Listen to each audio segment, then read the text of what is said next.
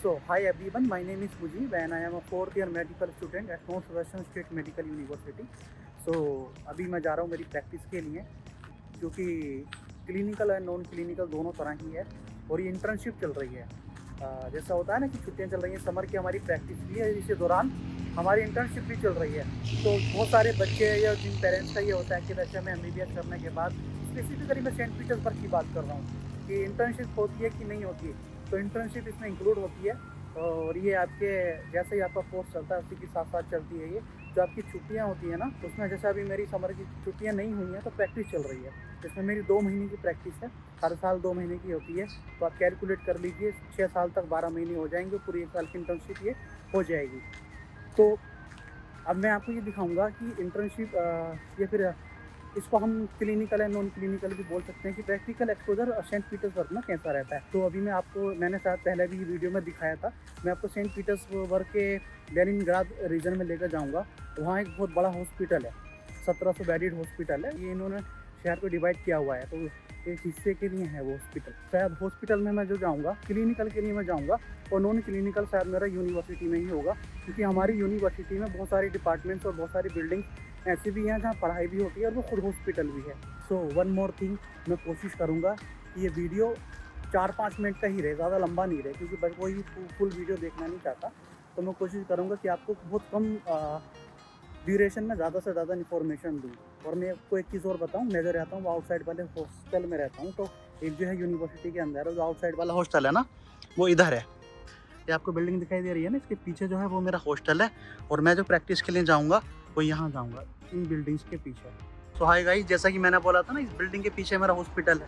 ये देखो, इस हॉस्पिटल है, और इस हॉस्पिटल में ही मेरी जो चल रही है, इसको बोलते हैं लेनिनग्राद हॉस्पिटल। लेनिनग्राद रीजन में आता है, और ये रशियन लैंग्वेज में हमारी यूनिवर्सिटी का नाम लिखा हुआ सेवेरोजापेदनोम करके कुछ है।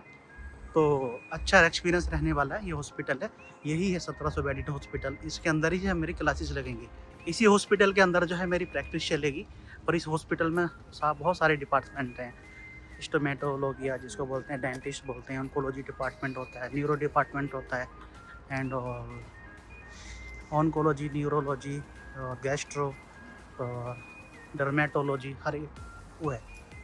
आगे को भी है बहुत सारा, इधर मैं आपको दिखाऊंगा बाद में। मैं इस साइड से आया था और मेरा जो क्लास है वो इस तरफ है, एंड मेरी जो प्रैक्टिस चलेगी वो इस बिल्डिंग में चलेगी, 7th या 8th फ्लोर पर।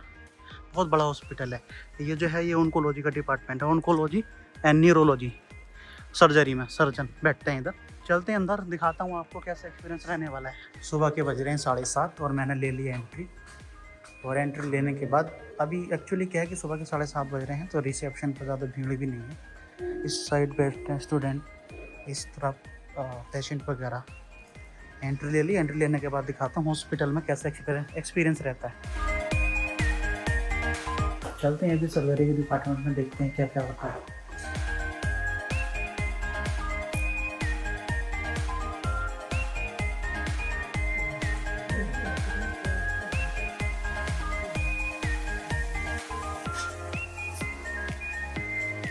सो गाइस, प्रैक्टिस हो चुकी है मेरी ओवर।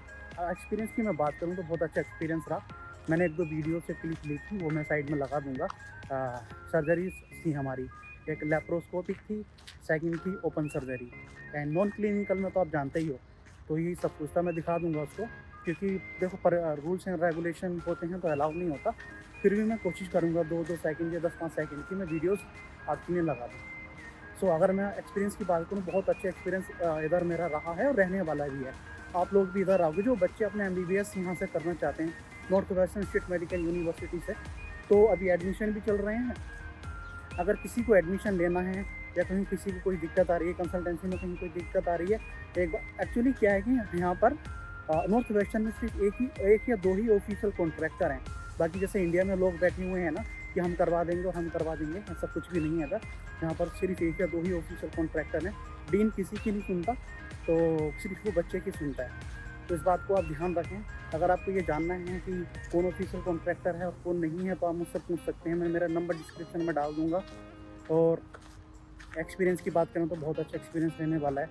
एक्चुअली जो सेंट पीटर्सबर्ग का कोई अदर सिटी से कोई कंपैरिजन ही नहीं है। मैंने मेरी हर वीडियोस में बोला है कि यहाँ की जो पॉपुलेशन है अराउंड 5.6 to 6 मिलियन के अराउंड है, मतलब 60 लाख पॉपुलेशन बहुत होती है।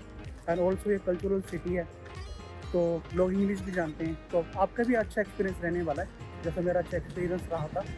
तो अगर आपको इस वीडियो को ख़त्म करते हैं, तो अगर आपको कहीं कोई एडमिशन में कहीं कोई प्रॉब्लम है, आपको कुछ समझ नहीं आ रहा है, तो आप मुझसे पूछ सकते हैं। मैं मेरा नंबर डिस्क्रिप्शन में डाल दूँगा। और मैंने कोशिश की है वीडियो छोटा से छोटा रखने की, तो इस बात का आप ध्यान रखें कि यहाँ पर एक या दो ही ऑफिशियल कॉन्ट्रैक्टर हैं, हर आदमी कॉन्ट्रैक्टर नहीं होता है।